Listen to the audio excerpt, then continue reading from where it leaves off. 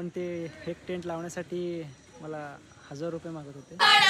सुगंधाची झालो आम्ही बिघडलो तुम्ही बिघडाना, आम्ही बिघडलो तुम्ही युक्ती लढून हत्तीचं पिल्लू पालखीमध्ये बसून वरती गडावरती आणलं आणि त्याचं पालन पोषण करून ह्याचं गडावरती मोठं केलं त्याला. कामचुकार लोकांना खांद्याला कावड लावायचे.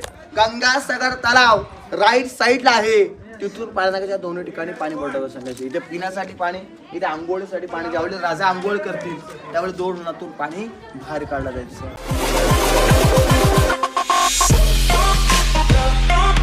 मित्रांनो, स्वागत आहे आपल्या नवीन व्हिडिओमध्ये.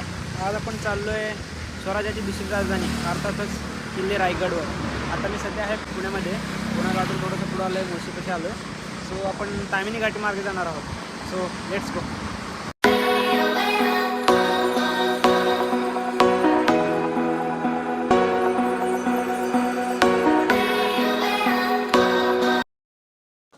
इथं रायगडच्या पायथ्याला आलो आता आणि टेंट लावायला जागा शोधत होतो.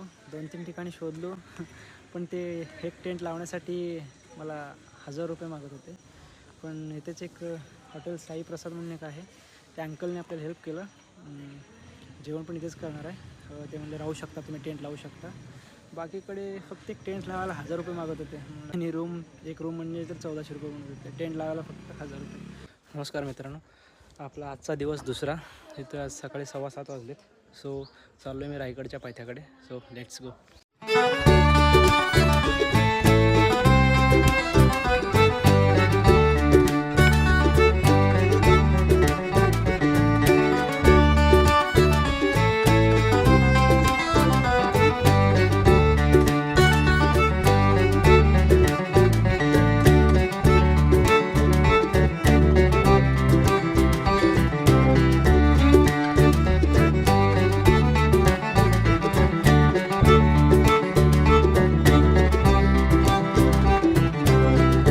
मित्रांनो, आता आम्ही गड चढायला सुरुवात केलेली आहे.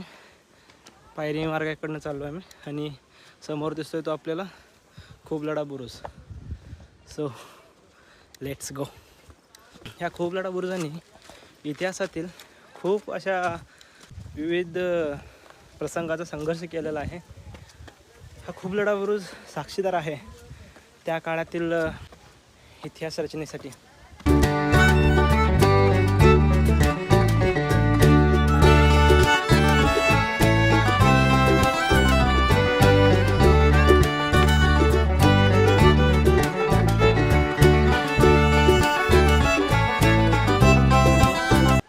खोबलाडा बुरुज डागडुजीचे काम वगैरे चालू आहे इथे. सो आपण जाऊ.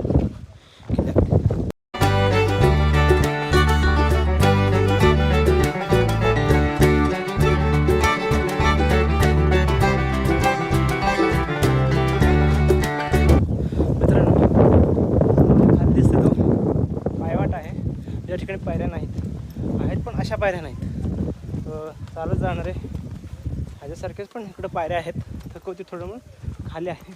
पण सध्या कोण जातं आहे का तिकडून माहीत नाही आहे. सर्वजण तर इकडून जातात. समोर दिसतोय तो हिरकणी बुरुज. उलटा बुरुज पण दिसतोय.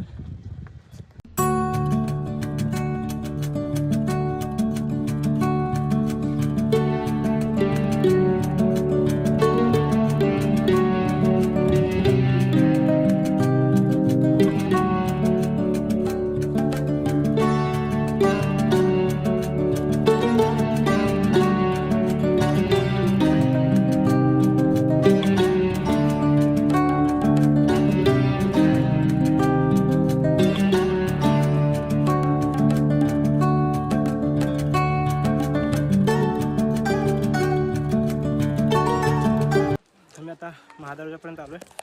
खालून पार्किंगपासून महादरवाजापर्यंत 1 तास झाला आहे. अजून एक 25 मिनिट लागेल. चला तर.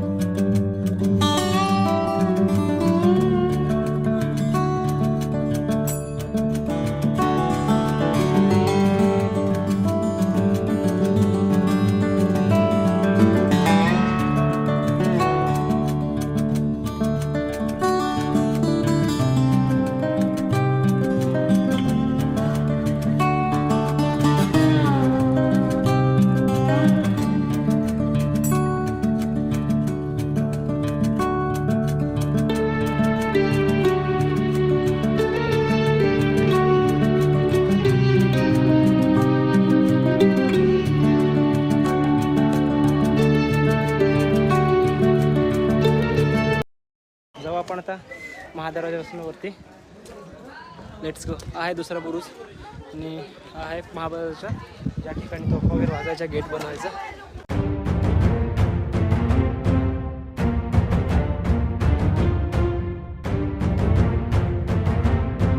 त्याचा आकार जो आहे तो गोमुखी पद्धतीचा आहे.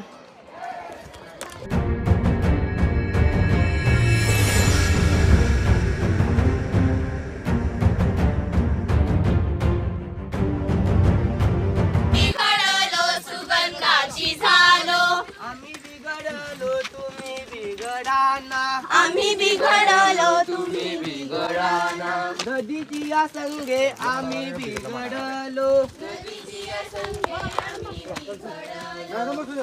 आता मी वरती आलो गडावरती आणि इथून पाठीमागं आपल्याला दिसतो तो टकमक टोक आणि इकडे आहे तो वरती जाणारा दरवाजा.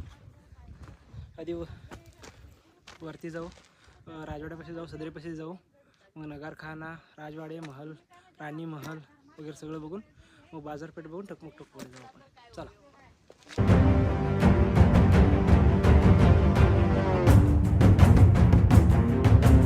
गडावर चढायला मला 2 तास लागले.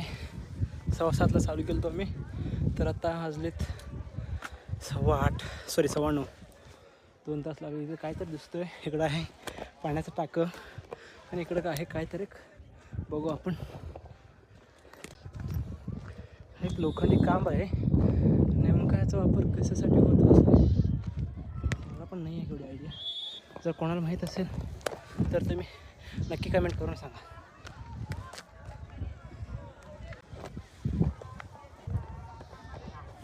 इकडं गेलो तर टकमक टोककडे जाईल. तिथं आहे पाण्याचं टाकं.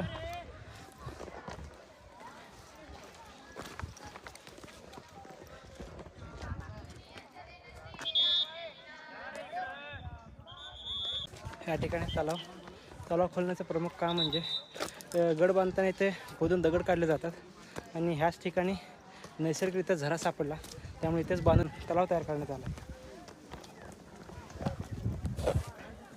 हत्ती तलाव.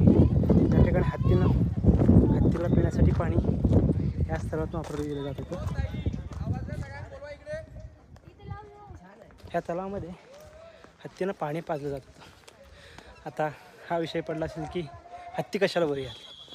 आपण चालत आलो, आपली जेवढी दमछाक झालं, तर हत्ती कुठून आले, कसे आले. तर ज्यावेळेस हा गड बांधत होते ना, त्यावेळेस महाराजांनी युक्ती लढवून हत्तीचं पिल्लू पालखीमध्ये बसून वरती गडावरती आणलं आणि त्याचं पालनपोषण करून ह्याचं गडावरती मोठं केलं. त्याला म्हणतात ना, शक्तीपेक्षा युक्ती. महाराजांनी काय दूरदृष्टी विचार करून हत्तीचं पिल्लू, छोटं पिल्लू गडावरी आणून त्या छोट्या पिल्लूला पालनपोषण करून मोठं केलं. गडावरती जाण्या अगोदरच आपल्या उजवीकडे एक लागतो ते श्रीकाई देवीचं मंदिर. सो आपण तिकडं जाऊन दर्शन घेऊन पुढं जाऊ.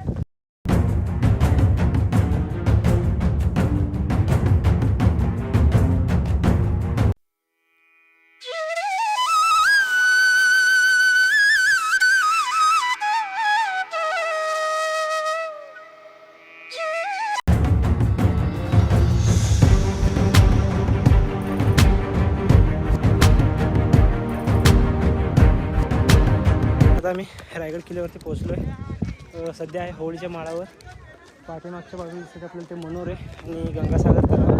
आता आम्ही डायरेक्ट नगारखान्यातून आतमध्ये राजवाड्याकडे प्रवेश करतो, आत एक्सप्लोर करतो. परत इथं आहे बाजारपेठ करून तिकडे टोककडे जायचं विचार आहे. So let's go.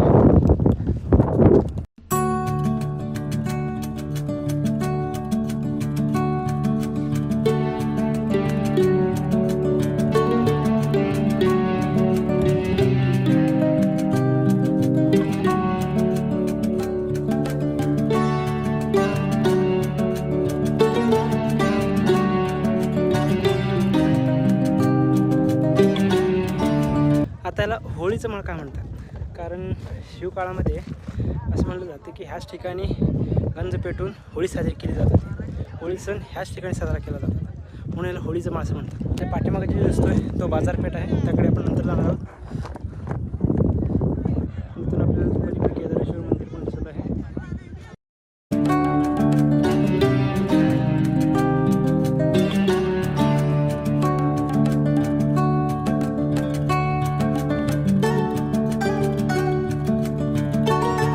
आता आपण आलो आहे नगरखान्याजवळ. नगरखानावरही नगारा जे वाजवले जात होते आणि ह्या महादरवाज्यावर काही शिलालेख कोरले आहेत ते मी दाखवतो तुम्हाला. वरी दिसतोय तो शरव, तो शरव अक्षरशः शेपटीमध्ये आणि पायामध्ये हत्ती लोळवले आहेत. शर्वाचा अर्थ म्हणजे ह्या राजाचा प्रभाव केवढा होता, हा त्याचा दबदबा केवढा होता हे दाखवलं त्या शर्वाच्या शिल्पामध्ये दाखवलं जातं.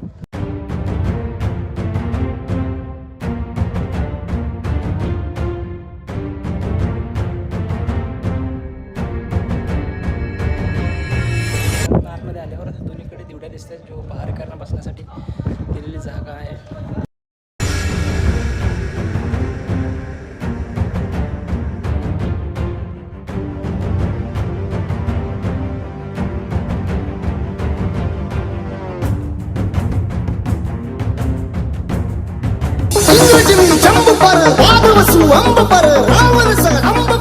मित्रांनो, तर आज आपल्यासोबत अक्षय, ते तुम्ही गाईडचे काम करतायत. नमस्कार अक्षय. बोला छत्रपती शिवाजी महाराज की जय.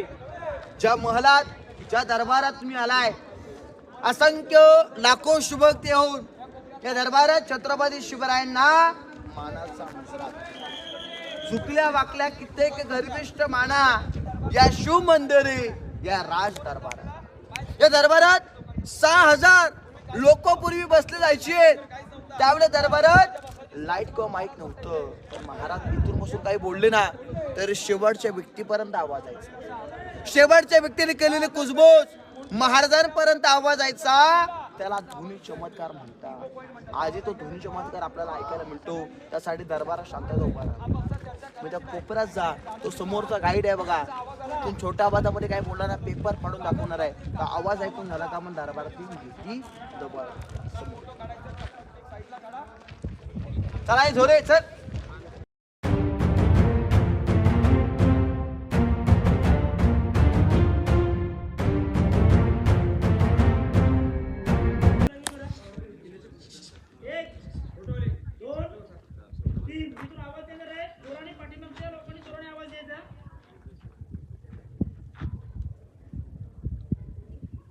जय. किती लोक आहेत, आवाज कसा आला पाहिजे.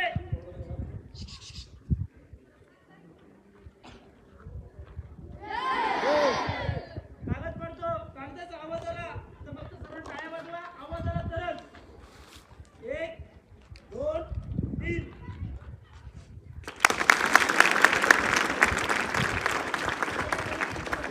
अक्षरशः ह्या कोपऱ्यातून बोललेलं कुजबुजलेलं आवाज थेट ह्या कोपऱ्यापर्यंत येतो.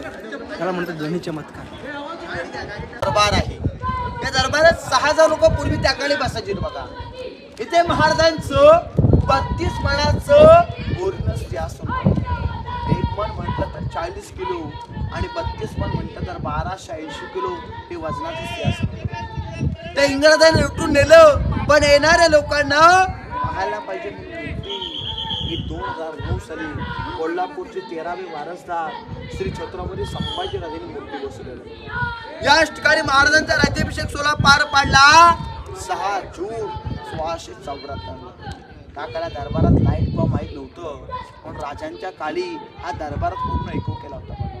राजा सकाळी पहाटे 5 ला उठले, राहता राजवाड्यात स्नान केलं, पोशाख कपड्याच्या माला घातल्या, कापाले चंद्रकोर लावला, आई भावड्याला साकडा घातलं, जगदीश्वराला पूजा केली, गड देवता शिरक्या देवता नतमस्तक झाले आणि राजे दरबाराच्या आतमध्ये आत्याच्या अंबारे उतरून राजाने आत्याच्या ओवाळा झाल्या. राजे दरबाराच्या आतमध्ये आले. दरबारातील 6000 लोक उठली, डोक्यातला पेटा काढला आणि महाराजांना झोपून बापून महाराज मुजरा घालतात. महाराजांचं अंतकरण भोरणार होतं. अंतकरण भोरण्याचं कारण होतं ज्या शूरवीरांवरती आम्ही ज्या सरदारांवरती रयतेचे राजे झालो ती लोकांचा मग दरबार बघायला पाहायला मिळतं. त्यांच्या विद्वान बायक पहिली पाठ करतोय, मग तानं आधी लगीन कोंढ्यानाचं, मग माझ्या रायबाचं मंत्रा माझा ताना आम्हाला दरबारात कुठे दिसत. बाजीप्रभू देशपांडे लाख बल तर चालते, पण लाखाचं पोशींना मारता का छोटा शिवा कोण वाचता शिवा गडला पण सिंह निघून गेला. बाजी पासळकर यशाची कंक शिरवी सरदाराच्या राबा घेत राजे सिंहासनावर त्यावर झाले आणि दरबारात एक गारज झाली. महाराज प्रौढ प्रताप पुरंदर क्षत्रिय कुलवंश सिंहासनाधीश्वर महाराजात राजे शिवछत्रपती शिवाजी महाराज की जय जय वाणी. जय शिवाजी. हा गेट पाहता नगारखाना 52 फूट हाईटचा दरवाजा त्यावरती नगारी सने चौघड्या वाजले. किल्ल्याचा मेन गेट महादरवाजा बंद केलायचा. सकाळ जर का वाजवलं तर उघडला जायचा. अजी कॉफी करून मुंबईचा गेट ऑफ इंडिया बनवलाय. हा 400 वर्षापूर्वीचा मुंबईचा गेट ऑफ इंडिया. आता पण खुर्ची माहिती का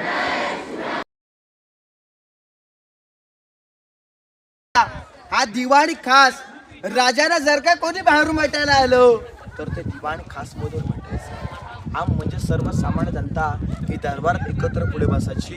तो दरबार तुम्हाला मी नंतर दाखवायला जाणार आहे. आपण आता बघत लागतो.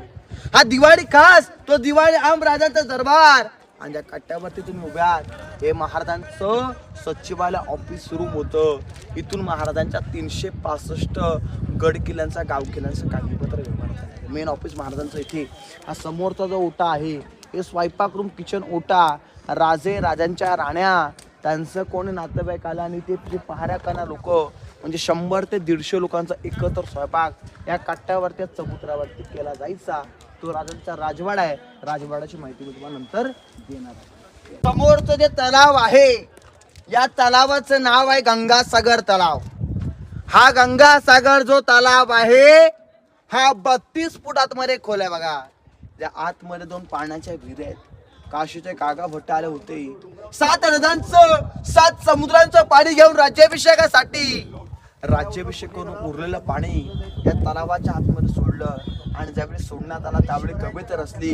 गंगा यमुना आणि नर्मदा यांच्या आले सारा बहिणी आणले 7 समुद्रांचे पाणी जनीय झाले तीर्थांची घर नाव त्याचे गंगासागर. अशा 11 तलाव रायगडावरती आहेत. गडावरती मोठमोठ्या 350 इमारत्या बांधल्या आर्किटेक्ट खिरोज इंदुलकराने.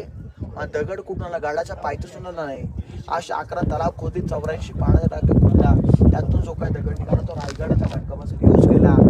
जॉईन करण्यासाठी बांधकाम चुनस कुल वापरले. रायगड पूर्ण बांधायला 14 वर्ष लागलेले आहेत बघा. समोर ही बघा इकडे आता दादा इकडे या आयत्यापूरची रूम आहे बघा. या रूमचं नाव आहे खलबतखाना. खलबतखाना म्हणजे काय तर सिक्रेट रूम. महाराजांचे गुप्तहेर होते बहरूपी बहरची नाईक. 18 वर्षाचा बसला की वेषांतर करायचे. आत त्या गावात त्या राजाच्या तिथल्या बातम्या घेऊन यायचे. औरंगजेबाच्या दरबारात गेले कवाला ऐकवल्या दाढीला हात लावून आले. पण त्या औरंगजेबात देखील कळलं नाही की मला स्वतःच्या बायकोला मरेपर्यंत माहिती नव्हतं स्वराज्यासाठी गुप्तचरचा प्रवर्धक करतो. ज्या राज्याच्या गावात जाते तिथल्या बातम्या घेऊन यायचे. आतमध्ये 11 पायऱ्या आहेत. आतमध्ये 10 पायऱ्याची रूम याला सिक्रेट रूम असं म्हणतात. गुप्तचरच्या रूमच्या आतमध्ये केल्या जायच्या. समोरची विटांच्या खोल्या बघा तांगसाल रूम. राजमुद्रा मुद्रा कॉईन्स रूमच्या आतमध्ये बनवायच्या. आज राण्यावरती आपण लिहितो भारतीय रिझर्व्ह बँक. महाराजांची अष्टकोणी राजमुद्रा होती. राजांच्या राजमुद्रेवरती लेख होता प्रतिपंच लेखी व वर्ध विष्णू वंदिता शाहस्नोश बसायशा मुद्रा भद्राय राजती. म्हणजे राजमुद्रा हॉल मुद्रा कॉईन्स बनवण्याची ती रिझर्व्ह बँक करन्सीच्या आतमध्ये ती करन्सी बनवायची. राजे आपल्या अंघोळी याच्यात करायचे. कामचुकार लोकांना खांद्याला कावड लावायचे. गंगासागर तलाव राईट साईडला आहे. तिथून पाण्याच्या दोन्ही ठिकाणी पाणी पडतं सांगायचे. इथे पिण्यासाठी पाणी इथे आंघोळीसाठी पाणी. ज्यावेळी राजा आंघोळ करतील त्यावेळी 2 नदीतून पाणी बाहेर काढलं जायचं. हा जो चबुतरा आहे हा राजवाडा होता महाराजांचा. हा एकावरती 2 मजली उंच होता. राजा इथे राहिले 10 वर्ष आणि त्यानंतर संभाजी राजा राहिले 9 वर्ष. शिवरायांचा जन्म झाला शिवनेरी किल्ल्यावरती 19 फेब्रुवारी 1630 ला. पण महाराजांचा मृत्यू झाला रायगडावरती याच ठिकाणी 3 एप्रिल 1686 ला. वार शनिवार हनुमंत जयंती दुपारच्या 12च्या पहिलीला जगदंब जगदंब करत महाराजांना राहत्या राजवाडा स्वतःच प्राण गमवली. समाधी नाही, समाधी पुढे जगदीश महाराज मंदिराच्या बाजूला.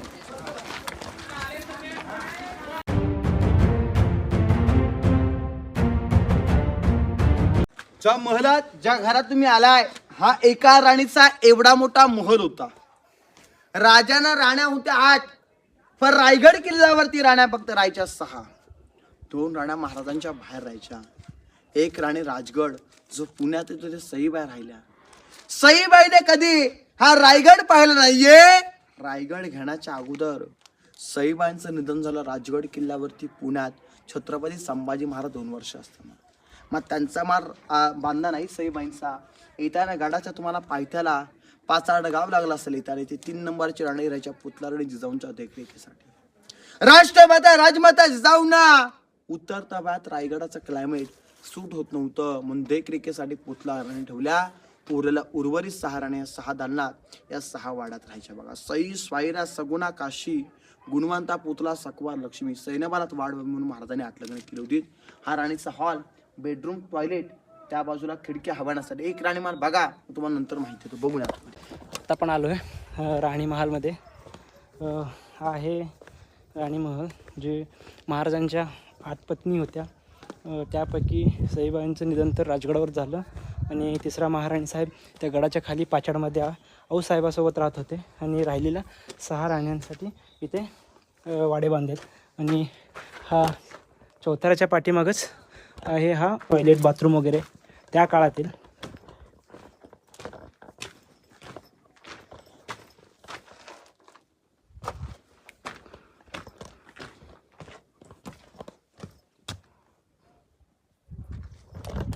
हे पाठीमागच्या साईडला टॉयलेट बाथरूम वगैरे आहेत आणि वाड्यामध्ये हवा खेळावी म्हणून हा दगडी खिडकी पण ठिकाणी बसवला आहे.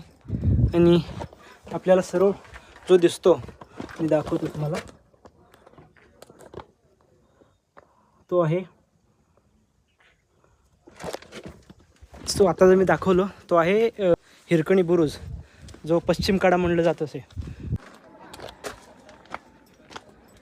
या ठिकाणी एकाला एक लागून सलग 6 वाडे आहेत. त्यात म्हणजे जरा पण फरक बदल नाही आहे, थोडा पण फरक नाही आहे, थोडा पण बदल नाही आहे. 6 राहण्यासाठी सेम ॲज इट इज वाडे या ठिकाणी आपल्याला पाहायला मिळतात. तुम्ही बघू शकता.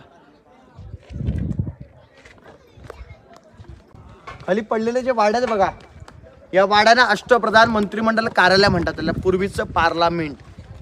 महाराजांचे 8 मिनिस्टर होते. मोरोपंत, पिंगले, आंबेराव मोहिते, अनाज दत्तो, रामचंद्र त्रिंबक, दत्तोजी त्रिंबक, रघुनाथ पंडित, निराजी रावजी, यसाजी कंग अशा अष्टप्रधान होते. 8 त्यांची कार्यालय बाजूला. ते 5 वाड्या, झाडाच्या पलीकडे 3 वाड्या. हे मिनिस्टरांची कार्यालय ऑफिस. समोर 3 झालेवाले खड्डे, धान्यांची कोठारं. गडावरती 3,500 ते 4,000 लोक राहायचीत ना. गडाला वेढा पडला तर तो वेढा 3 किंवा 6 महिन्याचा पडायचा. मग जर काय वेढा पडला, धान्य आपण गाडाच्या खालून आणू शकत नाहीये, मग एमर्जन्सी 3 ते 6 महिने पूर्वच धान्य महाराज घ्यायचे लावायचे. 22 फूट, 20 फूट, 18 फूट. कोकणात त्याला पेव्या कणगी म्हणतात. इथे आपली महत्वाची माहिती समापलेली आहे. आता तुम्ही हे बघून घ्या. मेना गेट, पालखी गेट आणि असं तुम्हाला समाधी मंदिराच्या फक्त पाया पडा तिकडे जायचं आहे. बोला छत्रपती शिवाजी महाराज की जय. जय भवानी, जय शिवाजी. आता मी आलो आहे आपल्या धान्य कोठार पाहण्यासाठी. आतमधून काही दिसत नाही आहे, काळोख आहे, अंधार आहे. त्यात मला चष्मा असल्यानंतर दिसत नाहीच. असो मित्रांनो, मी पाहिलेला सर्वात मोठी धान्य कोठार म्हणजे आपल्या पन्हाळावर आहे, ज्याला नाव महाराजांनी गंगा, यमुना, सरस्वती असे 3 नद्यांची नावं त्या धान्य कोठारांना दिलं होतं. ह्या वाड्यामध्ये प्रवेश करायला 2 मार्ग आहेत, 2 दरवाजा आहेत. एक मेणा दरवाजा, एक पालखी दरवाजा, जो समोरच आहेत दोन्ही पण. इथे तुम्हाला दाखवतो. हाच तो एक दरवाजा जो आपल्या रोपेकडे घेऊन जातो आणि हा आहे इकडं दुसरा दरवाजा जो आपल्याला गंगासागर तलावाकडे घेऊन जातो आणि तिकडनंच आपल्याला पायवाटनं खाली जावं लागेल.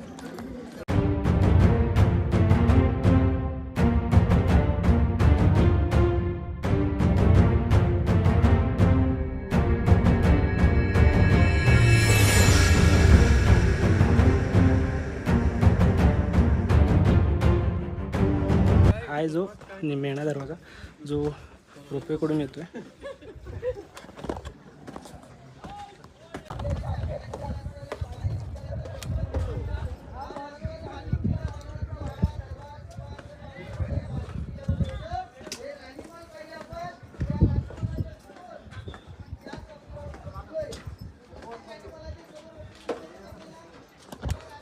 मित्रांनो हा वरचा जो भाग आहे ह्या पालखी दरवाजापासून मेणा दरवाजापर्यंत आणि परत पुढे नगरखाना आणि हा राणीवासा एवढा पूर्ण भागाला बालेकिल्ला म्हटलं जातं. मित्रांनो आपल्या स्वराज्याचे आराध्य दैवत श्रीमान श्री छत्रपती महाराजांनी आपला शेवटचा अखेरचा श्वास याच वाड्यावर घेतला.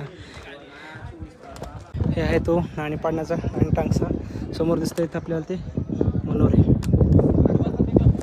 1 2 आणि हा एक आहे तिसरा. मित्रांनो जो मी आत्ता तुम्हाला मनोरे दाखवले ना त्या मनोऱ्यामधून आपल्याला राजगड, तोरणा, लिंगाणा, रायरेश्वर पठार अशा विविध न्यायापेक्षा पण जास्त किल्ले त्या मनोऱ्यातून दिसत होते. शिवाजी महाराजांना राजगड सोडायचं नव्हतं पण राजकारभार एवढा वाढलेला आणि शत्रूंची तरी पण एवढी वाढलेली की आणि राजगडवरून रायगडला हलवावी लागली.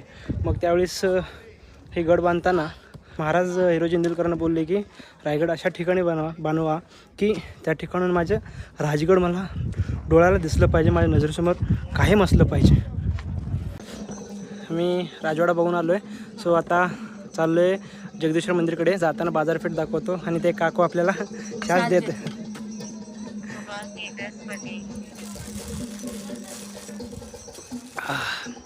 छान आहे, छान आहे ना, मस्त आहे, मस्त आहे काकू बरं का.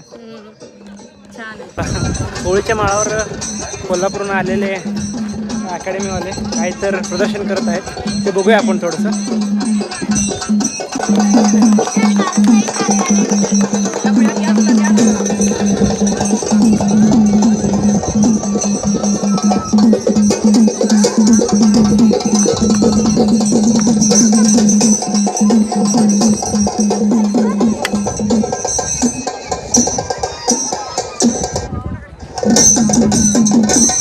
काळामध्ये अख्ख्या स्वराज्याचा राजकारभार इथं चालत होता. चांगली गोष्ट आहे, यायलाच पाहिजे.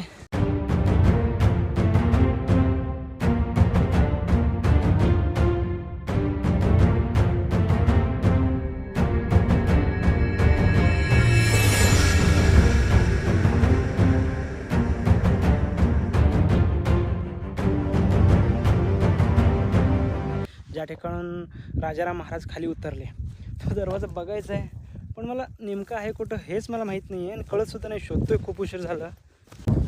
मित्रांनो मग या ठिकाणी आलो आहे मी जो शेवटचा टोक आहे या ठिकाणावर मला तोरणाचा वरचा भाग दिसतो आहे, राजगडचा पण थोडासा भाग दिसतो आहे.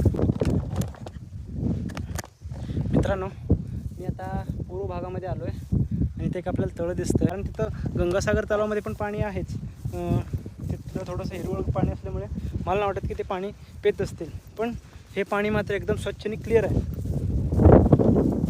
असं म्हणलं जातं की शिवाजी महाराजांनी कधी कोणालाही शिक्षा दिली नाही पण संभाजी महाराजांनी चुका करणं कधी सोडलं नाही.